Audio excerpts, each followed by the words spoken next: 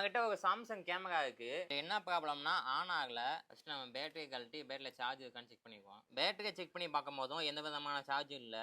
அதனால நம்ம எப்பயும் யூஸ் பண்ணுற மெத்தடில் சார்ஜ் போட்டு பார்ப்போம். எவ்வளவோ ட்ரை பண்ணி பார்த்தோம், பேட்டரியோட சார்ஜ் உள்ளே போக மாட்டேங்குது. நம்ம பேட்டரியவே கழட்டி பார்ப்போம். செக் பண்ணி பார்த்ததில்ல இந்த பேட்டரியிலேருந்து இந்த போர்டு கனெக்ஷன் ஆகிற இடம் வந்து கலந்த மாதிரி தெரியுது. நம்ம திருப்பி இதை சால்டிங் பண்ணணும்ல. சால்டிங் பண்ணிட்டு சார்ஜ் போட்டு பார்த்தா சார்ஜே ஏறல. அதனால சார்ஜே கழட்டிட்டோம். 2 வயர் கலந்து கிடக்கு. நம்ம அதை சால்டிங் பண்ணிட்டு எல்லாம் கரெக்டாக வேலை செய்யுதான்னு பார்ப்போம். கரெக்டாக தான் இருக்குது. இப்போ செக் பண்ணி பார்க்கும்போது கரெக்டாக வோல்டேஜ் வருது. இப்போ நம்ம இந்த பேட்டரியை கொஞ்ச நேரம் சார்ஜ் போட்டு பார்ப்போம்.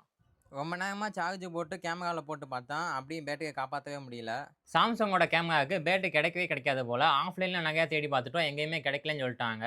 2 டைம் ஆன்லைனில் ஆர்டர் பண்ணி பார்த்தோம். பாதி ரூபாய்க்கு வருது, அப்புறம் வந்து கேன்சல் ஆகுது. அப்புறம் சில நேரம் ஸ்டாக்கே இல்லைன்னு வருது. ஒரு வழியாக ஆர்டர் பண்ணிவிட்டு 2 பேட்டரி வாங்கியாச்சு. இப்போ நம்ம போட்டு பார்ப்போம்.